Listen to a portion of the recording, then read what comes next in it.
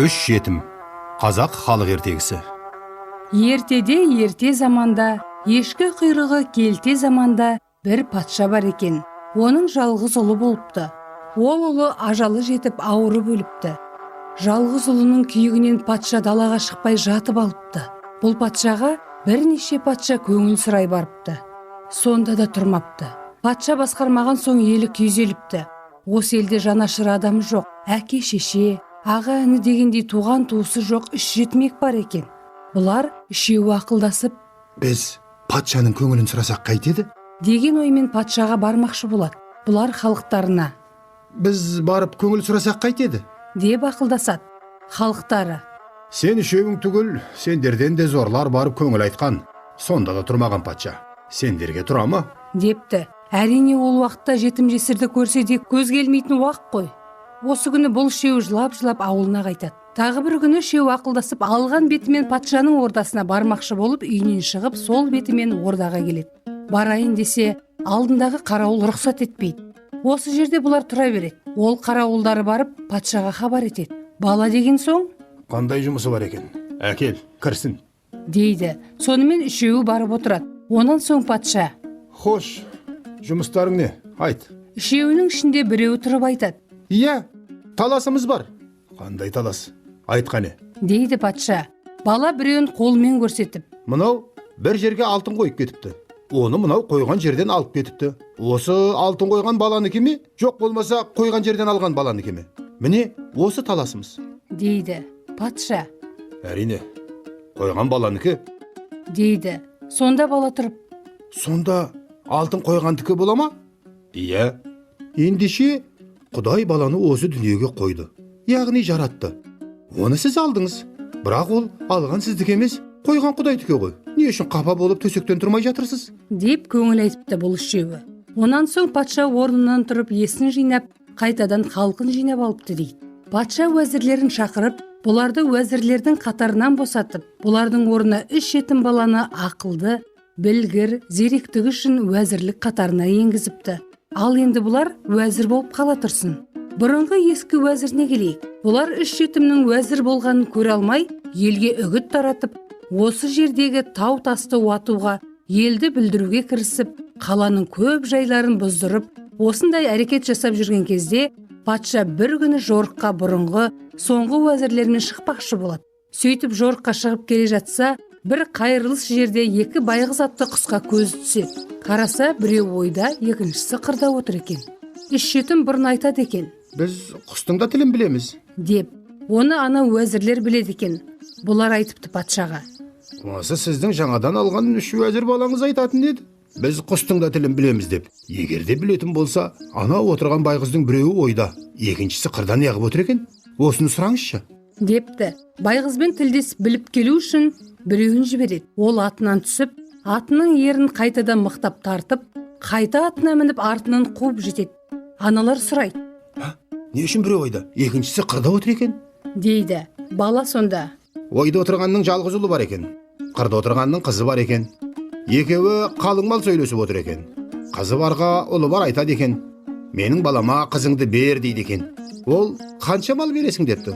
Ұлы бар 30 алтын берем депті. Қызы бар айтыпты: Онда саған қызымды бермеймін. Себебі 30 алтын өзімде де бар. Одан да көбірек бер деп біт салмай отыр екен. деп бала осымен сөзін тәмамдапты. Сонда патша тұрып: Менің адамдарым бұзылған екен ғой. деп ойға кетіпті. Сөйтіп серуендеп болып кешкі уақытта жай-жайына тарасыпты.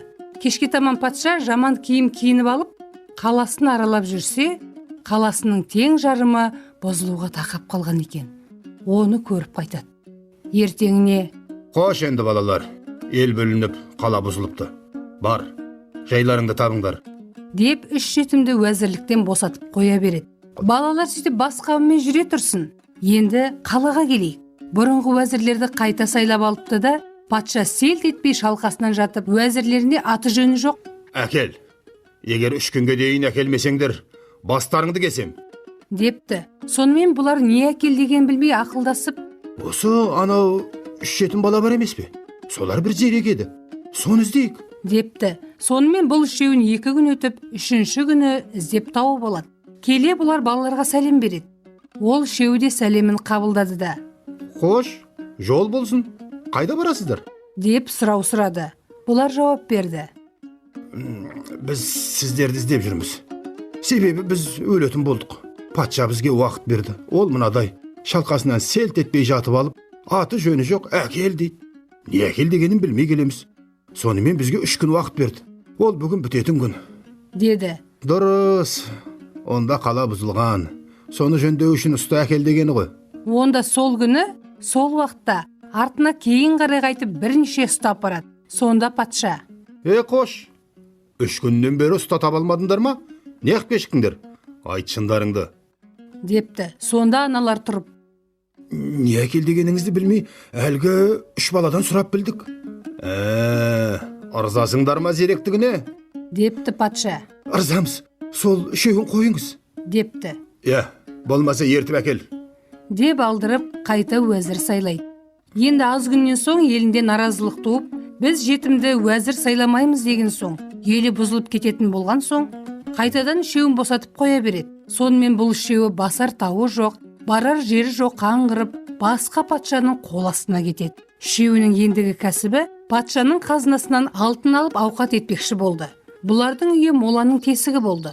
Түнде патшаның қазынасындағы алтынды 3-еуі 3 дорбалап тасып көрге әкеліп жинай береді. Азанда патша қазынасын қараса, алтынның азайғанын көреді. Ертеңіне уәзірлермен қарауылдарын қояды. Сонда да сол күні 3-еуі ешкімге білдірместен тағы да алтын ұрлап көрге әкеледі. Ертеңіне патша қараса, тағы азайып қалған. Патша қапаланып, өзі қарауыл боп тұрады. Көрейінші, қандай неме ол?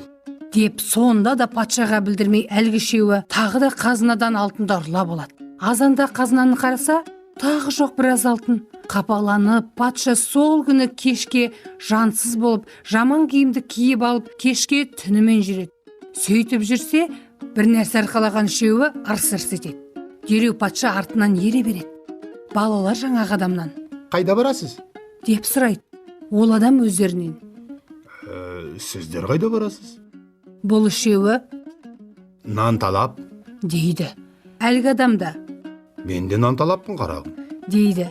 Әңгімелесіп көрге қарай келе жатса, бір жерде үй тұрыпты қоймастан. Сонан соң жаңағы 3-еуінің біреуі тұрып: Сіз патша ма едіңіз? Ана айт маған, іштеріңде патша кетіп бара жатыр деп үріп тұр ғой. Депті. Сонда ол: Жоқ шырағым, менен патшалық не алсын? Бірақ кішкене күнімде өздерімізше ойнап жүргенімізде балалар мені патша етіп ойнаушы еді. Деп жалтарыпты. Олар осы айтқанға шынымен сеніпті. 3-еуі әлгі адаммен 4-еу болып көрден соққан үйіне келеді. Өздерінше жай әңгімелесіп, әлгі адам әңгімемен бұлардың әдіс айласын білу үшін әртүрлі сөзге салып 3-еуіне айтыпты. Ұрлық ету үшін қандай амалдарың бар? Депті. 3 баланың біреуі: Менің амалым патшаның қазынасынан алтын ұрлағанды ешкімге білдірмеймін де, сездірмеймін де. Міне, менің айла әдісім осы. Депті. Екіншісі: Менің амалым үрген иттің тілін білем.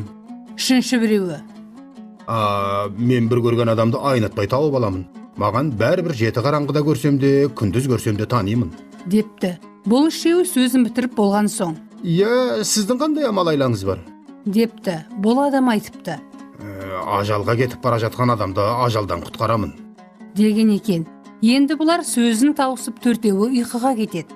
Сол уақытта ана 3-еуін ұйықтата салып, патша қайтадан бұрынғы киімін киініп болып, дереу тез қарауылдарына барып: Дәл көрде 3 бала бар. Соны барып 3-еуін бірдей дарға тартып, алтынды қазынаға сал. Депті.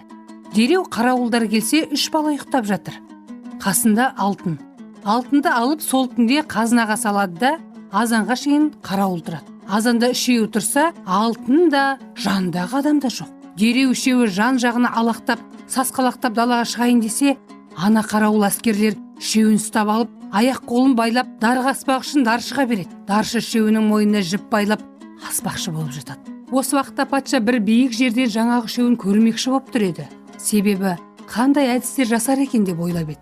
Сол уақытта адам танығыш бала дереу даршыдан рұқсат сұрап, мойнын босаттырды да әлгі патшаға бала тұрып: Адам, түндегі адам сен емес пе едің? Өлімге, ажалға кетіп бара жатқан адамды өлімнен, ажалдан құтқарамын дегенің қайда? Құтқар міне, өлімге кетіп бара жатырмыз. Деді. Сонда патша даршыға босаттырып, құтқарып жіберіпті. Сөйтіп өзіне әлгі үшеуін уәзір қылып тағы алыпты.